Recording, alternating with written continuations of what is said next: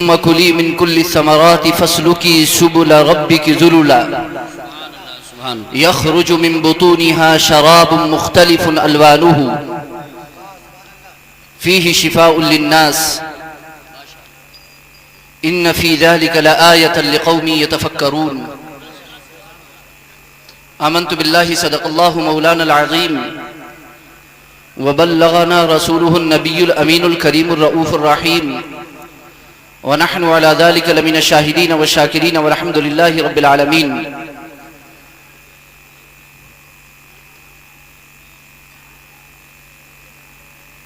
ہر درد کی دوا ہے صلی علی محمد، بے شک تعویذ ہر بلا ہے صلی علی محمد.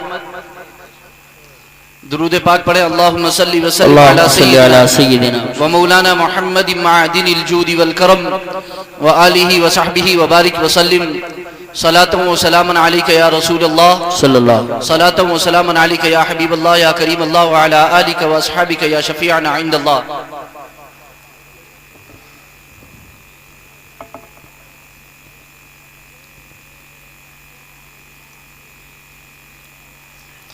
آؤ پھر ایک بار عزم زندگی بن جائیں ہم،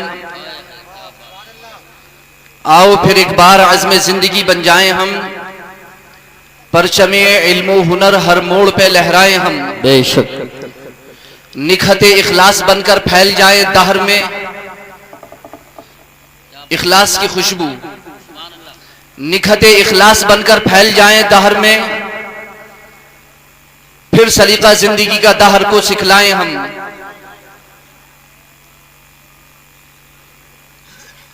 تھک کے سو جائیں جہاں بھی کاروان زندگی، تھک کے سو جائیں جہاں بھی کاروان زندگی، بے خطر دشواریوں میں پاسباں بن جائیں ہم. بے شک سبحان اللہ. اللہ رب العزت کی بارگاہ میں دعا ہے کہ پروردگار عالم ہماری آج کی اس محفل کو قبول فرمائیں، آمین اس کے فیوز و برکات سے ہم سب کو مالا مال فرمائیں. آمین. میری آپ تمام حضرات سے ایک گزارش ہے کہ بہت ہی خاموشی اور اطمینان کے ساتھ، سکون کے ساتھ، وقار کے ساتھ آپ یہاں بیٹھے، کسی طرح کی کوئی بھی افراتفری ماحول میں ہرگز نہ ہونے دیں. اور جہاں سے بھی بچوں کی آواز آ رہی ہے ہم ان سے بھی کہیں گے کہ وہ بیٹھ جائیں، اور ہم ان سے بہت ہی گزارش کے ساتھ کہیں گے کہ وہ بیٹھ جائیں.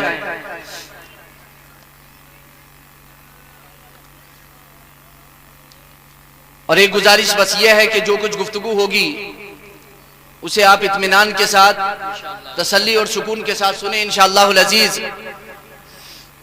میں زیادہ دیر آپ کے سامنے نہیں رہوں گا، بہت ہی مختصر سے وقت میں آپ سے گفتگو کر کے رخصت ہوں گا، اور پھر انشاءاللہ العزیز آپ کے سامنے بہت جلد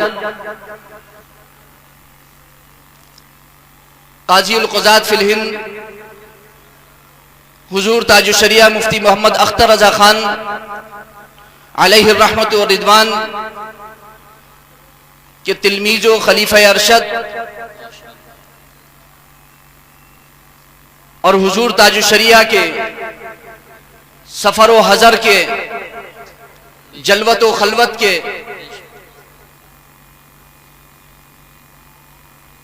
رازدار اور حضور تاج الشریعہ کے ساتھ جلوت و خلوت اور سفر و حضر میں ساتھ رہنے والے اور حضور تاج الشریعہ کے معتمد خاص اور حضور تاج الشریعہ کے پوت داماد برہان الشریعہ جانشین تاج الشریعہ حضرت علامہ الحاج الشاہ مفتی محمد اسجد رضا خان صاحب قبلہ دامت برکاتہم القدسیہ کے داماد ناظم اعلیٰ مرکز الدراسات الاسلامیہ جامعۃ الرضا وہ تشریف لا چکے ہیں. انشاءاللہ العزیز آپ ان کے نایاب کلمات سے مستفید ہوں گے، اور جو حضور تاج الشریعہ کا فیضان انہوں نے جلوت و خلوت میں حاصل کیا اور اکتساب فیض کیا، انشاءاللہ العزیز اس کے چھینٹے آپ پر ہوں گے، ہم سب پر ہوں گے، انشاءاللہ ہم سب اس سے مالا مال ہوں گے. بس آپ صبر رکھیں اور اطمینان کے ساتھ بیٹھیں. میری گزارش آپ سے یہ ہے بس آپ اتنا سوچ کر کے بیٹھیں. اگر آپ یہ سوچ کر کے آئیں کہ یہ محفل اللہ اور اس کے رسول کے ذکر کی محفل ہے, اللہ کے محبوب بندوں کے ذکر کی محفل ہے, تو اللہ کے رسول کی بارگاہ کے آداب تو بہت ہی نرالے ہیں. اس بارگاہ کے آداب تو خود پروردگار عالم نے بیان فرمائے ہیں. سورۃ الحجرات پارہ نمبر 26 کی جو ابتدا ہے وہ اللہ نے اپنے نبی کریم صلی اللہ علیہ وسلم کی بارگاہ کے آداب اس میں بیان فرمائے ہیں. بے شک سبحان. سورۃ الحجرات پارہ نمبر 26 آپ اٹھا کر کے دیکھ لیجئے, بارگاہ مصطفیٰ کے آداب ہی نظر آئیں گے. بے اور شک صرف بے شک. اتنا ہی نہیں بلکہ بارگاہ مصطفیٰ کے آداب اس طور پر آپ کو نظر آئیں گے کہ اگر بارگاہ مصطفیٰ میں ادنا سی گستاخی, حتیٰ کہ کوئی اگر اپنی آواز کو نبی کی آواز پر بلند کرنے کی کوشش کرے, جسارت کرے, ہمت کرے, تو قرآن فرماتا ہے ان تحبط اعمالکم وانتم لا تشعرون, کہ تمہارے سارے کے سارے اعمال اکارت چلے جائیں گے, برباد ہو جائیں گے, تمہیں شعور بھی نہیں. اللہ ہمیں محفوظ رکھے.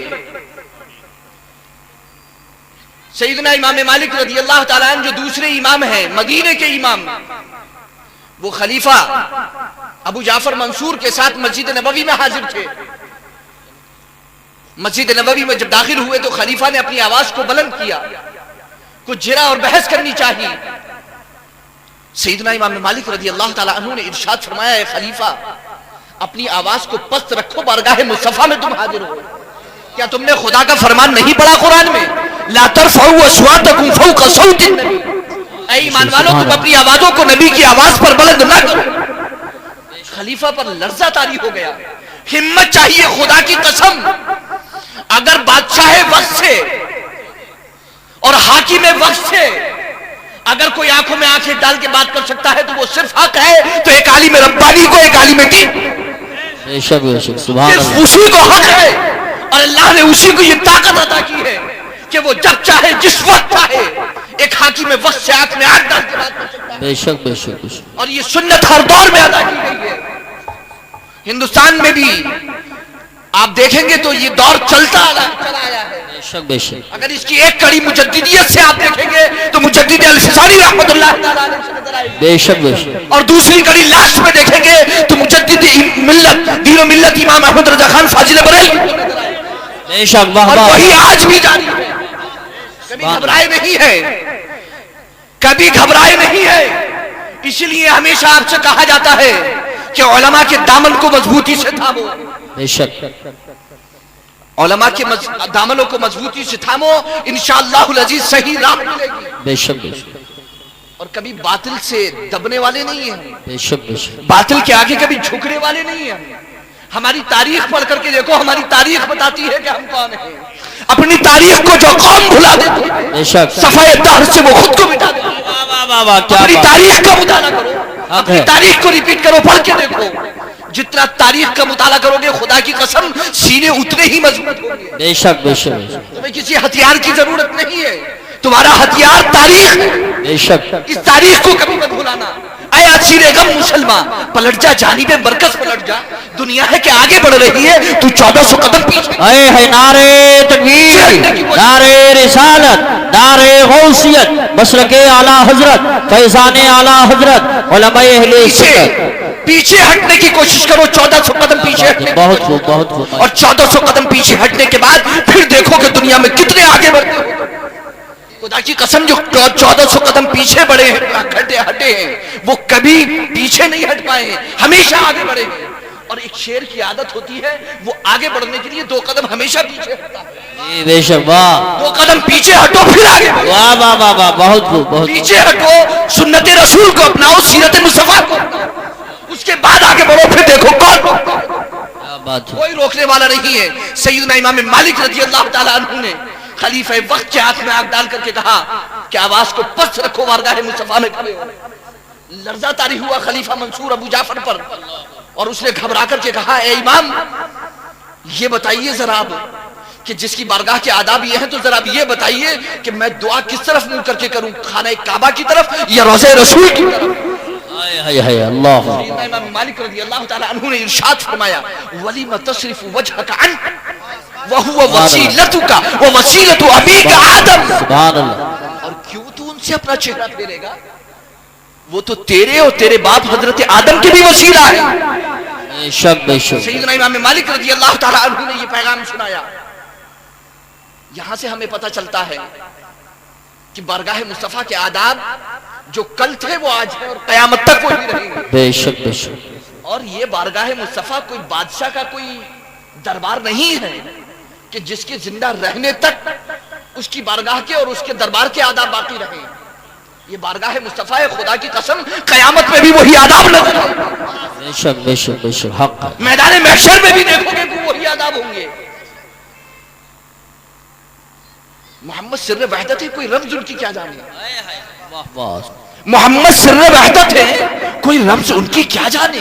شریعت میں تو بندے ہیں، حقیقت میں خدا جانے. بے شک بے شک. سبحان اللہ. شریعت میں تو بندے ہیں، حقیقت میں خدا جانے.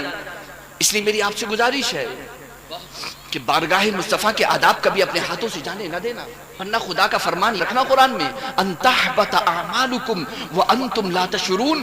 سارے اعمال برباد ہو جائیں گے، پتہ بھی نہیں چلے گا.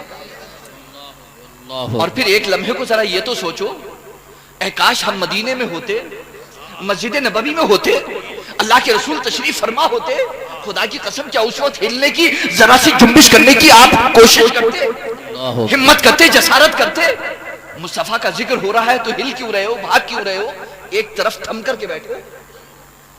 سیلاب آنے سے پہلے، طوفان آنے سے پہلے بڑی خاموشی ہوتی ہے. خاموش رہو، صبر سے کام لو، ہمت سے کام لو. اور صبر ہی طاقت ہے. صبر کا دامن جب تک مضبوطی سے تھامے رہو گے، صبر وہ تلوار ہے جو کبھی کند نہیں ہوتی ہے. شک بے شک. صبر وہ تلوار ہے جو کبھی ٹوٹتی نہیں ہے. صبر کا دامن مضبوطی سے تھامے رہو. اللہ رب العزت ہمیں توفیق عطا فرمائے، دارین کی سعادت و برکتوں سے مالا مال فرمائے. بہت ایسے ہی بیٹھے رہنا اور بہت اطمینان کا مظاہرہ کرنا، بہت سکون کا مظاہرہ کرنا اللہ توفیق عطا فرمائے. آیت کریمہ میں نے تلاوت کی ہے سورہ نحل پارہ نمبر 14 کی. انشاءاللہ العزیز اس پر مختصر سی روشنی ہم ڈالیں گے. اللہ رب العزت توفیق عطا فرمائے. پروردگار عالم ارشاد فرماتا ہے وَأَوْحَى رَبُّكَ إِلَى النَّحْلِ، اور تمہارے رب نے شہد کی مکھی کو وحی کی. اب لفظ وحی سے یہ مت سمجھ لینا کہ شہد کی مکھی کو نبی بنا دیا تھا. لفظ وحی سے ہو سکتا ہے کسی کو بدگمانی ہو جائے یا غلط فہمی ہو جائے. وَأَوْحَى رَبُّكَ إِلَى النَّحْلِ، الہام کیا وہاں پر، شہد کی مکھی کو وحی فرمائی. کیا؟ ان اتخذی من الجبال بیوتا ومن الشجر ومما یعرشون. تو اپنا گھر بنا، تو اپنا گھر بنا. کہاں پر؟ پہاڑوں میں، من الجبال ومن الشجر اور پیڑوں کے اندر، ومما یعرشون. اور دیکھا ہے نا قلعوں میں یا اونچے مکانوں میں چھجوں کے نیچے شہد کے چھتے لگے ہوتے ہیں. ماشاءاللہ ماشاءاللہ سبحان اللہ. دیکھا ہے نا یہ 3 جگہیں ہیں اس کے مکان بنانے کی، اپنا گھر بنانے کی. قرآن کریم اللہ کا فرمان، مکھی سے گفتگو، شہد کی مکھی سے. کیا اتنی قیمتی ہے یہ بات کہ جس کو خدا فرما رہا ہے قرآن کریم کے اندر، اس کو معمولی سمجھ کر مت سمجھنا. شہد کی مکھی کو آپ معمولی مت سمجھنا. خدا جس کی مثال قرآن میں بیان فرما رہا ہے اس کی اہمیت بہت ہے. شک بے شک. ایسے ہی نہیں فرمایا ہے. یہ مت سمجھ لینا کہ شہد کی مکھی پہ تقریر کرنے بیٹھے ہیں. میں صرف اتنی گزارش آپ سے کرنا چاہتا ہوں کہ شہد کی مکھی کی طرح بن جاؤ آپ. آج کی پوری کانفرنس کا صرف ایک پیغام کہ آپ شہد کی مکھی بن جاؤ. صرف شہد کی مکھی بن جاؤ. ان اتخذی من الجبال بیوتا ومن الشجر ومما یعرشون. پھر فرمان ہوتا ہے ثم کلی من کل الثمرات. سبحان اللہ سبحان فرمان اللہ ہوتا ہے کہ اب تو ہر رنگ کے پھل سے رس چوس ثم کلی کھا، وہ کھاتی چوستی ہے وہ، ثم کلی من کل الثمرات، اس کے بعد ارشاد ہوتا ہے فسلکی سبل ربک ذللا، اور اپنے رب کی راہ چل.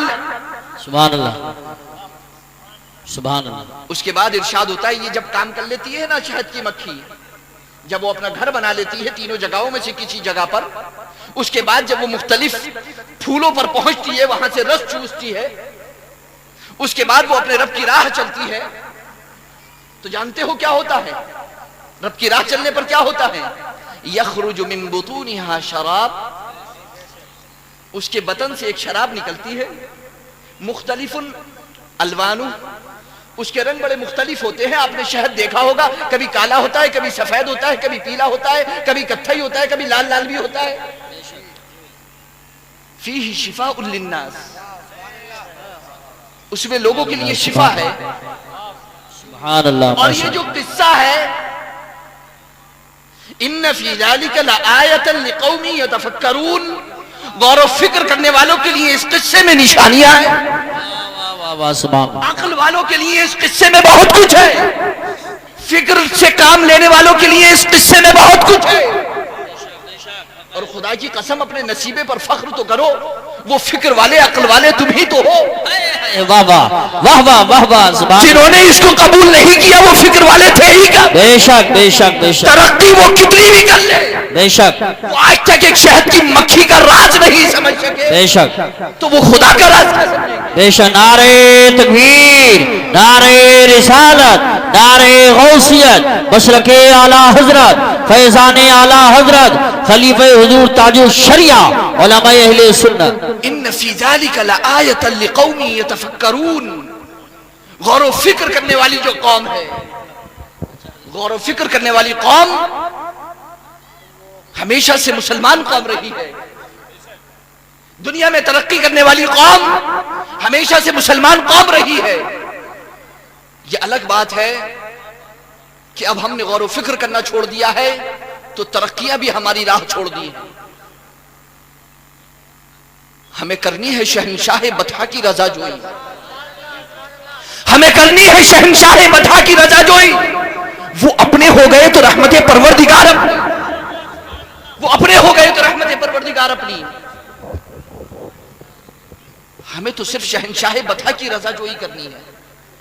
مصطفیٰ جان رحمت صلی اللہ علیہ وسلم کے فرامین کو دیکھنا ہے، پیاری پیاری سنتوں کو دیکھنا ہے، ان کی پیاری پیاری سنتوں کو اپناتے جائیے. جان و مال، عزت و آبرو، دین و ایمان، ہر ایک کی حفاظت کرتے چلے جائیے، ہر ایک کی حفاظت ہوتی چلی جائے گی انشاءاللہ العزیز. سوچنے کی بات یہ ہے کہ پروردگار عالم نے قرآن کریم میں شہد کی مکھی کی ایک مثال بیان کی. آخر اتنی اہمیت کے حامل، کتنی کمزور سی چیز ہے شہد کی مکھی، بہت کمزور سی چیز ہے نا، اس کی کیا اوقات ہے انسان کے سامنے. مگر قربان جائیے، اب تھوڑا سا آپ شہد کی مکھی پر غور کیجئے. شہد کی مکھی ہمیشہ، شہد کی مکھی کا پورا جھنڈ ہوتا ہے. آپ نے دیکھا ہوگا کبھی وہ تنہا نہیں چلتی ہے. کبھی شہد کی مکھی کو تنہا دیکھا ہے؟ شہد کی مکھی کبھی تنہا نہیں رہتی ہے، وہ ہمیشہ ایک جھنڈ ہو کر کے چلتی ہے. اللہ کے رسول فرماتے ہیں المؤمن للمؤمن کالبنیان، ایک مومن دوسرے مومن کے لیے ایک بنیاد، ایک عمارت کی طرح ہے جس کا باز باز میں گھسا ہوا ہوتا ہے. وہ عمارت بڑی مضبوط ہوتی ہے. ایسے اللہ کے رسول نے انگلیوں میں انگلیاں ڈال کر کے بتایا کہ مومن ایک دوسرے مومن کے لیے ایسے ہے. آپ ایسے کیوں نہیں ہو؟ خدا کی قسم اسے کوئی چھڑا کر تو دیکھے، کوئی چھڑا کر تو دیکھے ذرا اس کو. اس کو تو کوئی بھی توڑ دے گا، اس کو کون توڑے گا؟ اس کو کوئی نہیں توڑے گا. ایک جھنڈ بنو، ایک جھنڈ بنو، بکھرو مت، یکجا رہو، یکجا رہو ہمیشہ. شہد کی مکھی کی خاصیت ہے جھنڈ بہت بڑا ہوتا ہے مگر سردار صرف ایک ہوتا ہے.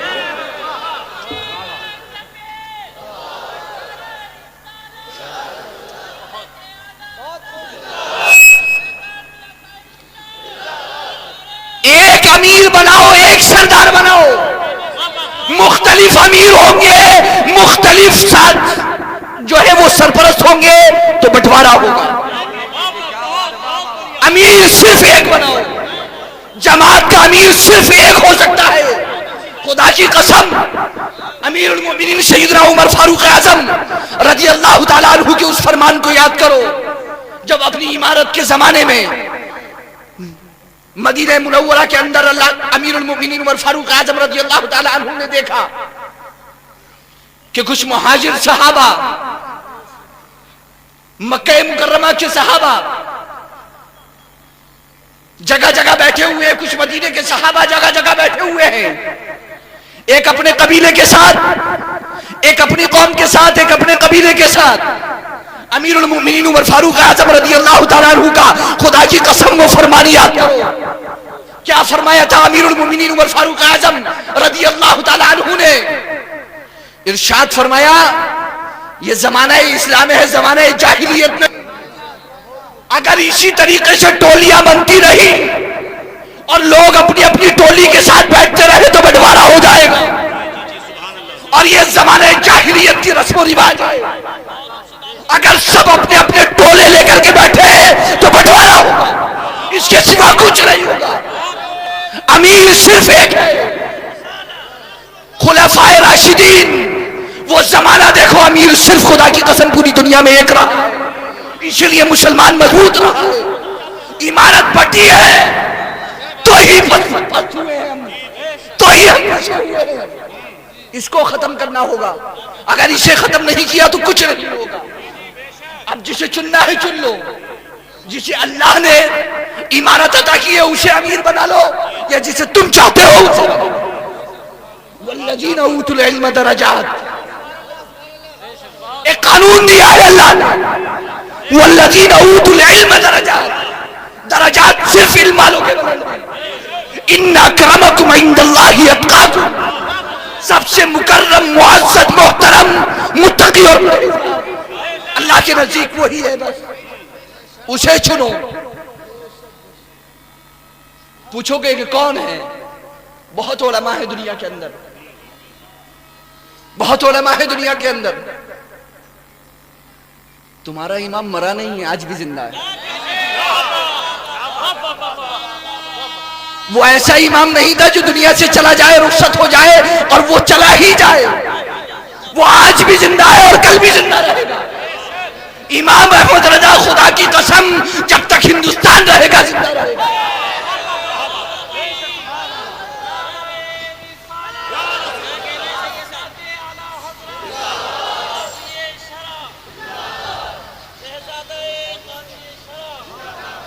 مجھ سے کوئی یہ نہ کہے کہ ہم نے سوچا تھا کہ فیضان میاں سلطان الہند خواجہ غریب نواز علیہ الرحمت و رضوان کا نام لیں گے.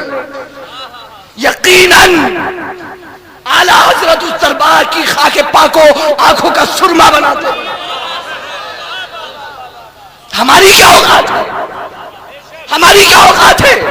اعلیٰ حضرت عظیم البرکت فاضل بریلوی اس دربار کی خاک کو آنکھوں کا سرما بنائے. ہماری کوئی اوقات نہیں. سلطان الہند اللہ کے ولی ہے، اہل سنت والجماعت کے لیے فخر ہے. یقیناً ہندوستان کی دھرتی پر جو کام سلطان الہند خواجہ غریب نواز علیہ الرحمت و رضوان نے کیا اس کی مثال نہیں ہے. مجدد الفسانی رحمت اللہ تعالی علیہ نے جو کیا اس کی مثال نہیں ہے.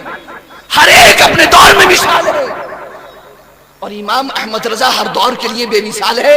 اس نے اپنا ایک مجموعہ فتاوی رضویہ شریف چھوڑا ہے. خدا کی قسم وہ آج بھی زندہ ہے.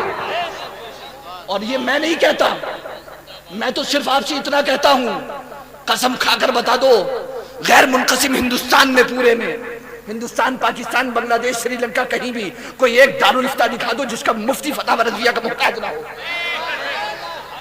جو خانقاہ فتاوی رضویہ کی محتاج نہ ہو. تو کیوں نہیں فتاوی رضویہ کو اپنا امام بناتے؟ بناؤ نا فتاوی رضویہ کو اپنا امام. فتاوی رضویہ آج بھی موجود ہے اور آئندہ بھی موجود ہے.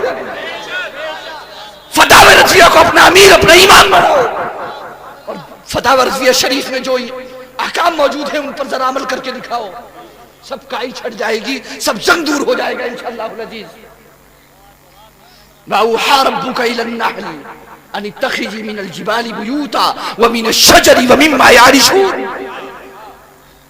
ایک ہی سردار ہوتا ہے، یعشور نام ہے اس کا،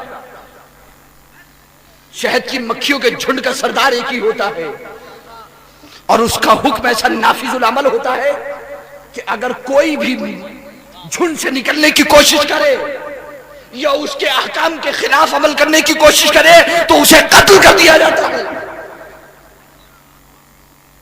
یہ ان کے جھنڈ کی بات ہے، ہمارے کی نہیں۔ یہاں لاٹھی اور تلوار لے کے کھڑے مت ہو جانا کہ قتل کر دیں گے۔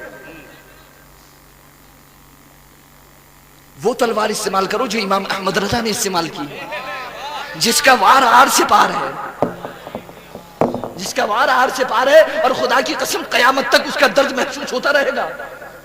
درد سے ختم ہو جاتا ہے مگر یہ کبھی ختم ہونے والا درد نہیں ہے، یہ ہمیشہ رہے گا، برقرار رہے گا، اسے کوئی نہیں بلا سکتا۔ سیف قاطع ہے وہ، کوئی اسے کاٹنے کی کوشش کرے گا تو کٹ جائے گا لیکن وہ نہیں کٹے گا۔ وہ جھنڈ ہے، ایک عجیب جھنڈ ہے، شہد کی مکھی کا ایک جھنڈ ہے، اس کے الگ قوانین ہیں، الگ قاعدے ہیں، اس کے پورا جھنڈ ایک ساتھ چلتا ہے۔ اور جانتے ہو کیا کبھی شہد کی مکھی کو کبھی گو پر بیٹھے ہوئے دیکھا ہے؟ کبھی گندگی پر بیٹھے ہوئے دیکھا ہے؟ ہم کیسے مسلمان ہیں کہ کسی بھی اندھے گندے سے مل جاتے ہیں؟ ہم کیا شہد کی مکھی سے بھی گئے گزرے؟ ہماری اوقات اس سے بھی گئی گزری ہے کیا؟ ایک شہد کی مکھی گندگی میں بیٹھنا پسند نہ کرے، خدا کی قسم تو ایمان کی دولت لے کر گندگی میں بیٹھ جاؤ اور گندوں سے ملاقات کر لو، ہرگز نہیں ہو سکتا۔ شہد کی مکھی بنو، کبھی گندگی کو پسند نہیں کرتی ہے، گندگی کو کبھی پسند مت کرو۔ ارے مومن کیسے گندگی کو پسند کر سکتا ہے؟ ایک شہد کی مکھی سے کم تھوڑی سی مثال تو لو، اس سے زندگی جینے کا سلیقہ تو سیکھو۔ کبھی گھورے پہ بیٹھے ہوئے دیکھا ہے اسے؟ کبھی گھورے پہ اگتے ہوئے پھولوں کو چوستے ہوئے دیکھا ہے اسے؟ تم گھورے پہ اگتے ہوئے عقائد کو کیوں لے رہے ہو؟ ہرگز نہیں۔ اتنا صاف چمن چھوڑ کر کے کیوں جا رہے ہو؟ حدائق بخشش ہے نا سیر کرنے کے لیے، کرو نا اس کی سیر۔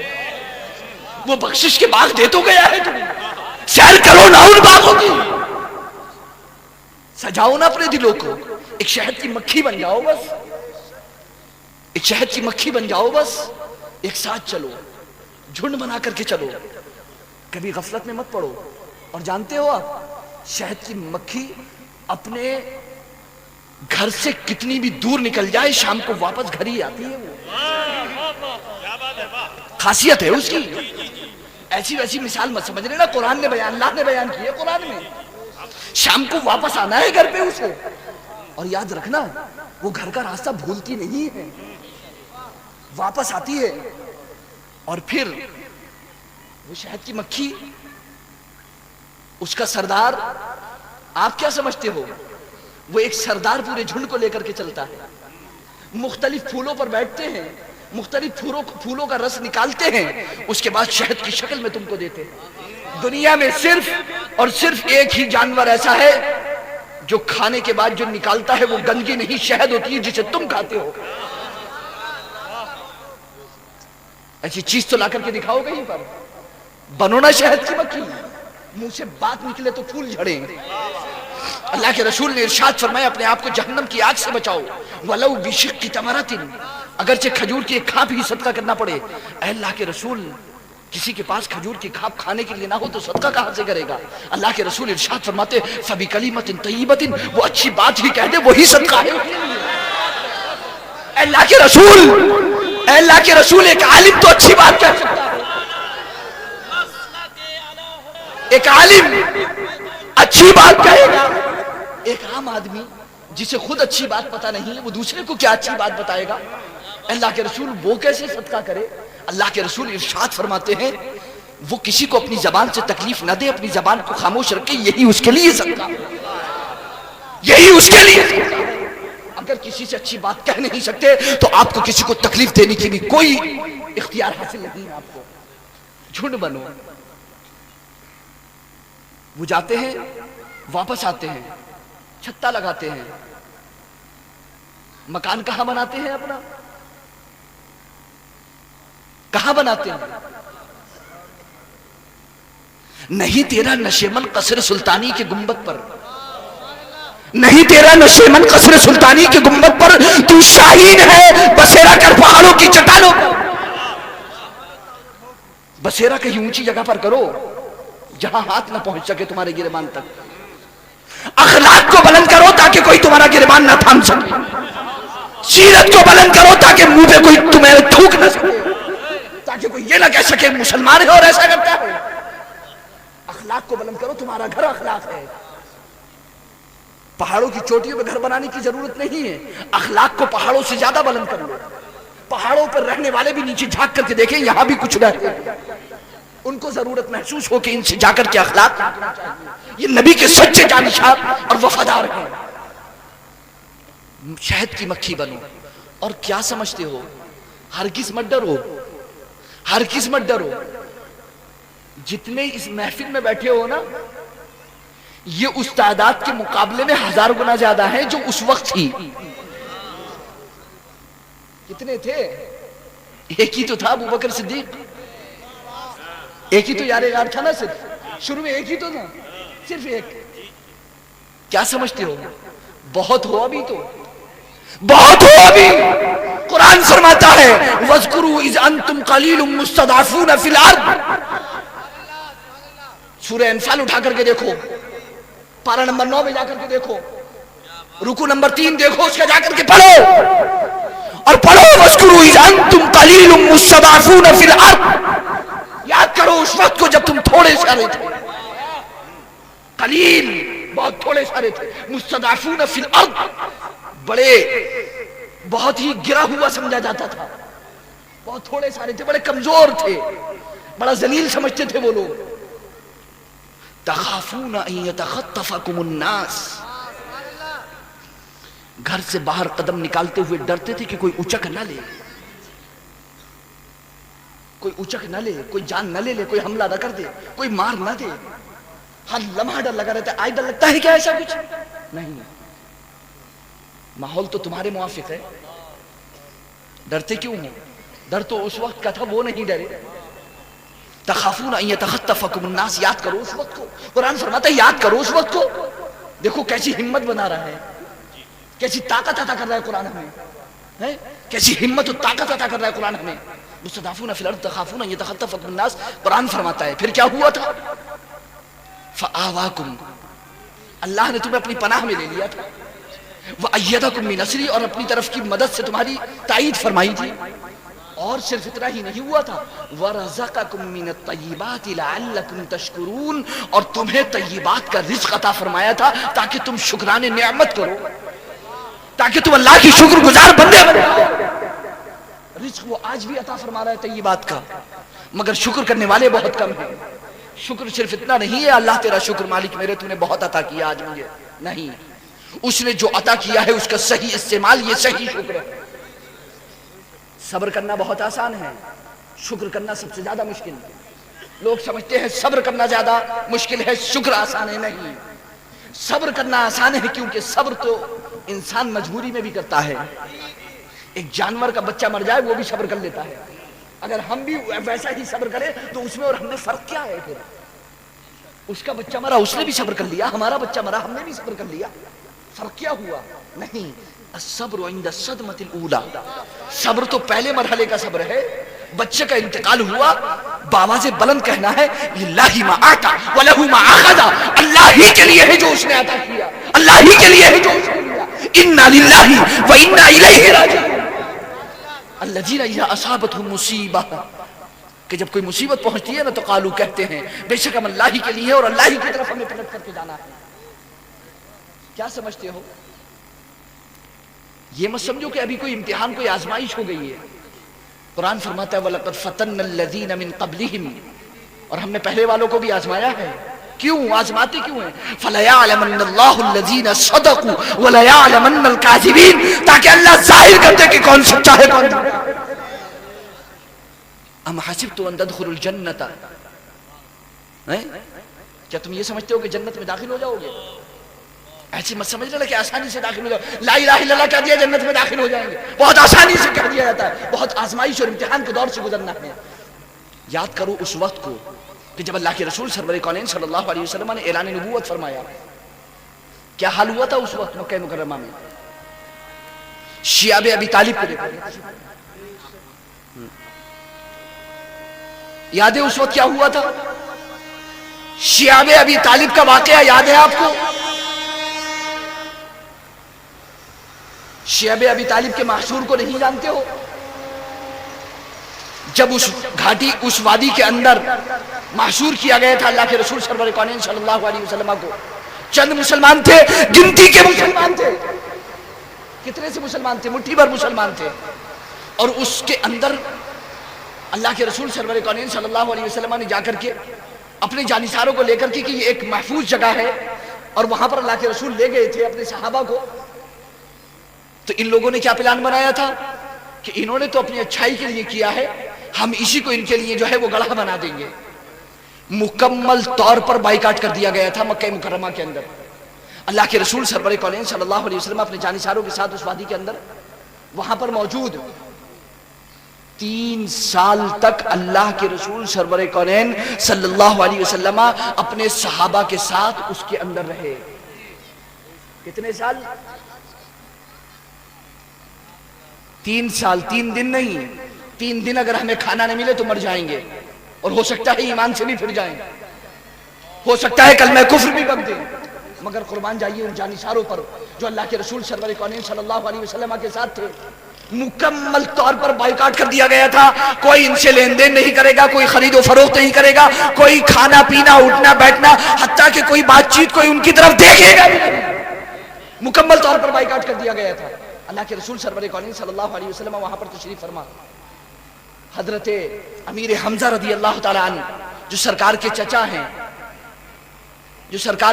حضرت امیر حمزہ رضی اللہ تعالیٰ عنہ، وہ صرف ایک اجازت چاہتے تھے، اللہ کے رسول ایک بار اجازت دے دیجئے، ہم ابھی ان کا فیصلہ کر دیں گے ہی، مگر اللہ کے رسول سرور کونین صلی اللہ علیہ وسلم نے فرمایا نہیں۔ جانتے ہو اس وقت ایک صحیفہ لکھا گیا تھا، اس وقت ایک تحریر لکھی گئی تھی، اور بائیکاٹ کا ایک وہ لکھا گیا تھا، نامہ لکھا گیا تھا، اور اسے خانہ کعبہ میں ٹانگا گیا تھا۔ اللہ کے رسول سرور کونین صلی اللہ علیہ وسلم کو جب بہت وقت ہو چکا تھا بائیکاٹ کو، تو ایک روز اللہ کے رسول سرور کونین صلی اللہ علیہ وسلم نے اپنے چچا ابو طالب سے کہا، اے چچا ابو طالب، کیا جانتے ہیں آپ اس صحیفے کے بارے میں جو خانہ کعبہ میں ان لوگوں نے ٹانگا تھا؟ اللہ کے رسول سرور کونین صلی اللہ علیہ وسلم نے جب یہ ارشاد فرمایا تو ابو طالب جو ایمان نہیں لائے تھے، حضور کے چچا، وہ حیرت سے پوچھنے لگے کیا ہوا اس کا؟ اللہ کے رسول سرور کونین صلی اللہ علیہ وسلم نے ارشاد فرمایا، اے چچا جان ذرا جا کر کے دیکھیے اس صحیفے کو، سوائے لفظ اللہ کے اس میں کچھ باقی نہیں بچا ہے، اسے دیمک کھا چکی ہے۔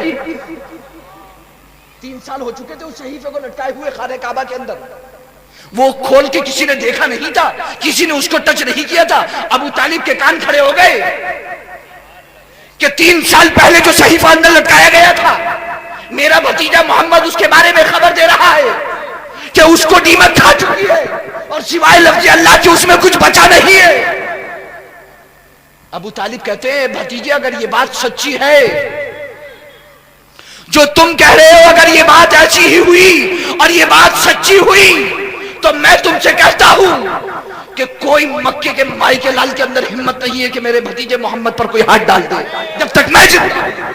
میں اپنی تائید و حمایت کا اعلان کرتا ہوں آپ کے ساتھ۔ اللہ کے رسول نے فرمایا چچا جان جا کر کے دیکھیے۔ ابو طالب دوڑے دوڑے گئے خانہ کعبہ کی طرف، امیر المومنین عمر فاروق اعظم پیچھے پیچھے ابو طالب کے پہنچنے کے بعد ابو طالب نے جیسے خانہ کعبہ کے سامنے پہنچے، پوچھا کیسے آئے ہو ابو طالب؟ ابو طالب نے کہا کہ آج ایک معاہدہ کرنے کے لیے آیا ہوں۔ کیسا معاہدہ؟ ابو طالب نے کہا کہ میرے بھتیجے محمد نے مجھے بتایا ہے کہ جو عہد پیمان تم نے خانہ کعبہ کے اندر لٹکایا ہے، جو صحیفہ تم نے لٹکایا ہے، اسے دیمک کھا چکی ہے، سوائے لفظ اللہ کے اس میں کچھ باقی نہیں بچا ہے۔ انہوں نے کہا ابو طالب تمہارا دماغ تو ٹھیک ہے نا، آج تک اس کو کسی نے دیکھا نہیں، تمہارے بھتیجے محمد نے کہاں سے خبر دے دی اس کو؟ تمہارے بھتیجے محمد نے کہاں سے خبر دے دی؟ ابو طالب نے کہا کہ میرے بھتیجے محمد نے خبر دی ہے، وہ جھوٹی نہیں ہو سکتی، کیونکہ محمد کبھی جھوٹ نہیں بولتے. اگر جیسا میرے بھتیجے محمد نے کہا ہے اگر واقعہ ایسا نہیں ہوا تو میں محمد کے ساتھ تم جو چاہے کرنا میں تمہیں سپرد کر دوں گا. ایک وہابی کا ایمان دیکھو, ایک ابو طالب جو حالت کفر میں ان کا یقین دیکھو, سرکار کی بات پر حضور کی خبر پر ذرا یقین دیکھو. حالت کفر میں ابو طالب اور یقین اتنا بڑا, وہ کہہ رہے ہیں کہ دیکھ لو, سوچ لو ایک مرتبہ, ایک بار اور سوچ لو, پھر بیچ میں نہ آنا, جو ہمارا دل چاہے گا کریں گے محمد کے ساتھ. ابو طالب بولے جو جی چاہے کرنا, جاؤ جا کر کے دیکھ لو کھول کر کے, لیکن اگر ایسا ہی ہوا جیسا محمد نے کہا ہے تو پھر کسی مائی کے لال کے اندر ہمت نہیں ہے کہ محمد کو ہاتھ لگا دے. کفار و مشرکین خوش ہو گئے کہ آج تو ہمارا کام بن گیا. 3 سال کی مشقتیں اٹھائیں, کھانا پینا سب کچھ روکا, پوری دنیا میں بدنام ہوئے کہ رشتہ داروں کا کھانا پینا بند کر دیا. کاش یہ بات پہلے ہو گئی ہوتی تو اتنے بدنام نہ ہوتے. بڑے خوشی خوشی گئے, جا کے خانہ کعبہ کھولا, اور خانہ کعبہ کا دروازہ کھولنے کے بعد اندر گئے اور جا کر کے اس میں سے دھول ہٹائی اور دیکھا تو خدا کی قسم لفظ اللہ کے سوا اس میں کچھ باقی بچا ہی نہیں. سب کے سب کو نیمت کھا گئی تھی. اللہ کے رسول سرور کونین صلی اللہ علیہ وسلم, آپ یقین دیکھیں ابو طالب کا کہ وہ سرکار دو عالم صلی اللہ علیہ وسلم کی غیب کی خبر پر کیسا یقین کر رہے ہیں کہ حضور نے جو فرما دیا ویسا ہی ہے. میں صرف کہنا اتنا چاہتا ہوں کہ وہ وقت یاد رکھو جب ماں کی چھاتیوں میں دودھ رہی اترتا تھا, جب کھانے پینے کے لیے کچھ نہیں تھا, پیٹ پہ پتھر باندھے جاتے تھے. حضرت ابوبکر اپنی یہاں سے کچھ اٹھا کر کے لے کر کے آئے مال. امیر المومنین حضرت عمر فاروق اعظم بھی لے کر کے آئے. سوچا کہ آج اللہ کے رسول کی بارگاہ میں پیش کریں گے اور آج ہی موقع ہے کہ میں ابو بکر پر سبقت لے جاؤں, ورنہ مجھے سبقت کرنے کو نہیں ملے گا. ابو بکر ہمیشہ سبقت لے جاتے ہیں, آج مال میرے پاس زیادہ ہے, ابو بکر کے پاس کم ہے. آتے ہیں اللہ کے رسول کی بارگاہ میں, دونوں پہنچتے ہیں. اللہ کے رسول ارشاد فرماتے ہیں ابو بکر کیا لائے اور کیا چھوڑا؟ عرض کرتے ہیں اللہ کے رسول اللہ کا نام گھر پہ چھوڑا اور باقی سب کچھ لے آیا ہوں. حضرت امیر المومنین عمر فاروق اعظم سے اللہ کے رسول فرماتے ہیں عمر کیا لائے؟ عرض کرتے ہیں اللہ کے رسول آدھا لایا ہوں, آدھا چھوڑ دیا ہے. عمر فاروق اعظم کہتے ہیں کہ نہیں, ابو بکر پر سبقت کوئی نہیں لے جا سکتا. ابو بکر ہمیشہ سابق میں ہیں, سابقین میں ہیں, وہ ہمیشہ آگے رہیں گے. اب یہ دیکھیں یہاں سے اللہ کے رسول سرور کونین صلی اللہ علیہ وسلم, آپ یہ سمجھتے ہو کہ آپ کمزور ہو, آپ یہ سمجھتے ہو کہ آپ کے پاس کچھ نہیں ہے. ایمان کی جو طاقت ہے خدا کی قسم اس سے زیادہ مضبوط کوئی طاقت نہیں ہے. یاد کرو اس وقت کو جب امیہ حضرت بلال رضی اللہ تعالیٰ عنہ کو ریت پر لٹال کر کے سینے پر پتھر رکھ کر کے ان سے کہتا تھا اے بلال صرف ایک بار کہہ دے, ایک بار کہتے لات و عزا, لات و عزا پر ایمان لاتا ہوں, اکفر محمدن اکفر بمحمد, میں محمد کا کیا ہے کفر کرتا ہوں, محمد کا انکار کرتا ہوں. ایک بار کہہ دے اور یہ کہہ دے کہ میں ایمان لاتا ہوں لات و عزا پر. مگر خدا کی قسم حضرت بلال رضی اللہ تعالیٰ عنہ کو دیکھو, سینے پر گرم پتھر رکھا ہوا ہے اور ان کا سینہ جل رہا ہے, مگر زبان پر صرف ایک ہی نعرہ ہے احد احد احد احد. آخری مرحلہ وہ تھا جب حضرت خالد بن ولید, حضرت عمرو بن عاص رضی اللہ تعالیٰ عنہما, یہ دونوں اس وقت حالت کفر میں تھے. کہتے ہیں کہ یا تو بلال اب جو ہے وہ امیہ کی بات مانیں گے, یہ جان چلی جائے گی. بالآخر حضرت ابو بکر وقت پر پہنچ کر کے حضرت بلال کو آزاد کرا لیتے ہیں اور حضرت بلال رضی اللہ تعالیٰ عنہ آزاد ہو جاتے ہیں. کیا اکھاڑ لیا تھا امیہ نے؟ وقت کا سردار تھا. ایمان ہو تو ایسا ہو. یاد کرو اس وقت کو جب روم کے بادشاہ نے حضرت عبداللہ ابن حذافہ سہمی کو قیدی بنا لیا تھا, بندی بنا لیا تھا, اور بندی بنانے کے بعد بلایا تھا اور کہا تھا اے عبداللہ ابن حذافہ سہمی, تم جو ہے وہ نصرانی مذہب پر ایمان لے آؤ اور محمد کے مذہب کا انکار کر دو, میں تمہیں اپنا آدھا ملک دوں گا, آدھی بادشاہت دوں گا میں تمہیں. عبداللہ ابن حذافہ نے کہا تھا مجھے کچھ نہیں چاہیے, مجھے صرف میرا دین چاہیے, میرا مذہب چاہیے, میرا اسلام چاہیے. اس کے بعد کسرا نے کہا تھا کہ تم اور کچھ لے لو, چلو تمہیں آدھا ملک بھی عطا کرتا ہوں, آدھی حکومت بھی عطا کرتا ہوں, اور اپنا جو ہے وہ نافذ الحکم بھی بناتا ہوں, تمہارا حکم بھی چلے گا. عبداللہ ابن حذافہ نے کہا تھا کہ کچھ نہیں چاہیے. غصہ آیا بادشاہ کو, اور غصہ آنے کے بعد اس نے کہا کہ ایسا کرو کہ ان کو جیل میں لے جاؤ, اور جیل میں لے جانے کے بعد ان کو جو ہے وہ بہت اچھا کھانا دو. بہت اچھا کھانا دینے کے بعد بہت خوبصورت لڑکیاں ان کے پاس لے کر کے جاؤ. بہت اچھا کھانا دیا گیا, خوبصورت لڑکیاں لے کر کے گئے, مگر عبداللہ ابن حذافہ نے منہ اٹھا کر کے بھی نہیں دیکھا. وہاں بھی ذلت ہوئی. اس کے بعد اس نے کہا کہ ان کو خنزیر کا گوشت دیا جائے. عبداللہ ابن حذافہ نے کہا کہ حالت مجبوری میں میرا اسلام مجھے اجازت دیتا ہے کہ میں جان بچانے کے لیے کھا سکتا ہوں, مگر میں رخصت پر نہیں, عزیمت پر عمل کروں گا. جان چلی جائے گی مگر میں اسے کھاؤں گا نہیں.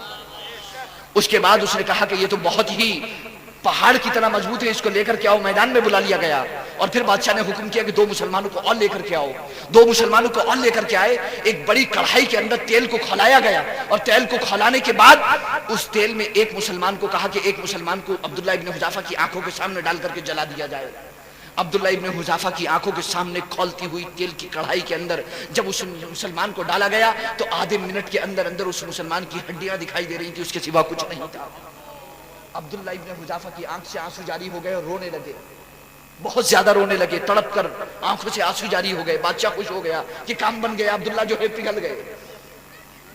اس کے بعد اس نے پوچھا بادشاہ نے, ماذا ابکا کا, کیا چیز رلا رہی ہے, ذرا پوچھے تو کہ رلایا کس چیز نے, کیوں رو رہے ہو عبداللہ, رو کیوں رہے ہو؟ عبداللہ ابن حذافہ نے کہا کہ خوش ہونے کی ضرورت نہیں ہے, یہ مت سمجھنا کہ میرا ایک مومن بھائی, ایک مسلمان اس جیل تیل میں جل گیا ہے, میں اس لیے رو رہا ہوں. خدا کی قسم میں تو اس لیے رو رہا ہوں کہ میری صرف ایک جان ہے. یہ ایک جان کیا ہے اگر ہو کروڑوں, یہ ایک جان ہے. خدا کی قسم کروڑوں جانیں ہوتی اور یہ کے بعد دیگر اس تیل میں جلتی ہوتی تو میں خوش ہوتا. مجھے افسوس یہ ہے کہ جان ایک ہے. ایک جان کیا ہے اگر ہو کروڑوں. اللہ رب العزت ہمیں توفیق عطا فرمائے, دارین کی سعادت و برکتوں سے مالا مال فرمائے. یاد رکھیے گا, اتفاق سے رہیے گا, اتحاد سے رہیے گا. آپ کو کوئی ہلانے والا نہیں ہے. اپنی تاریخ کو یاد رکھیے گا. اللہ آپ کو بھی توفیق عطا فرمائے, مجھے بھی توفیق عطا فرمائے. نمازوں کی پابندی کیجیے گا, روزوں کی پابندی کیجیے گا, تمام احکام کی پابندی کیجیے گا, اور ہر مسئلے میں سوشل میڈیا پر جو بھی میسیج واٹس ایپ پر یا کسی بھی جگہ سوشل میڈیا کے ذریعے آڈیو ویڈیوز یا کسی بھی ذریعے سے آپ تک کوئی پیغام پہنچتا ہے تو جب تک قرآن و حدیث کا وہ پیغام, اس کا ترجمہ آپ اپنے کسی سنی صحیح العقیدہ عالم سے کنفرم نہ کر لیں کہ یہ صحیح ہے یا نہیں, اس وقت تک آپ اس میسج کو قبول نہیں کرنا. کیونکہ آپ عربی نہیں جانتے ہو, آپ کو نہیں پتا قرآن کی عربی میں کیا لکھا ہوا ہے, قرآن میں عربی میں کیا لکھا ہوا ہے, قرآن کیا کہہ رہا ہے, حدیث میں عربی میں کیا لکھا ہوا ہے. آپ تو اس کو پڑھ رہے ہو جو ہندی یا اردو یا انگلش میں ٹرانسلیٹ کر دی گئی ہے. کیا گارنٹی ہے کہ وہ ٹرانسلیٹ کوئی گارنٹی ہے آپ کے پاس؟ اگر آپ یہ کہو صحیح ہے تو میں آپ سے پوچھنا چاہتا ہوں کہ آپ عالم ہو؟ کیا گارنٹی ہے آپ کے پاس کہ وہ ترجمہ صحیح ہے؟ بالکل کوئی گارنٹی نہیں ہے آپ کے پاس کہ وہ ترجمہ بالکل صحیح ہے, کوئی گارنٹی نہیں ہے. لہذا آپ کی ذمہ داری ہے کہ جب آپ کو کوئی میسج ملے تو جو شخص, جو انسان, جو عالم جانتا ہے سنی صحیح العقیدہ, فوراً اس کے پاس وہ میسج بھیجے اور اس سے پوچھے کہ یہ ترجمہ صحیح ہے. آپ کو پتہ چل جائے گا, دودھ کا دودھ پانی کا پانی ہو جائے گا کہ صحیح ہے کہ نہیں. اللہ رب العزت مجھے بھی, آپ کو بھی, سب کو اس کی توفیق عطا فرمائے, دارین کی سعادت و برکتوں سے مالا مال فرمائے. اللہ رب العزت اس محفل کو قبول فرمائے. اور میرے والد ماجد قاضی شرع مفتی اعظم ضلع رامپور حضرت علامہ الحاج الشاہ مفتی سید شاہد علی حسنی نوری رضوی جمالی خلیفہ سرکار مفتی اعظم قطب عالم نور اللہ مرقدہ, اللہ رب العزت ان کو سلامت رکھے, صحت و شفا عطا فرمائے, اور آپ سب کو بھی صحت و سلامتی عطا فرمائے, اور آپ سب کے ایمان و عمل کی حفاظت فرمائے, جان و مال, عزت و آبرو, دین و ایمان کی حفاظت فرمائے, اور اللہ ہر ایک کے رزق میں, کاروبار میں, روزی میں برکتیں عطا فرمائے. حلال کھائیے, حرام سے بچیے, جھوٹ سے بچیے, سچ بولیے, عقل حلال صدق مقال کو اپنائیے. اللہ توفیق عطا فرمائے. آمین ثم آمین. استغفر اللہ ربی من کل ذنب واتوب الیہ. وآخر ہر دن معلومات اور بیان سننے کے لیے ہمارا چینل اپنا اظہری نیٹ ورک ضرور سبسکرائب کریں اور ساتھ میں گھنٹی والا بٹن بھی دبائیں.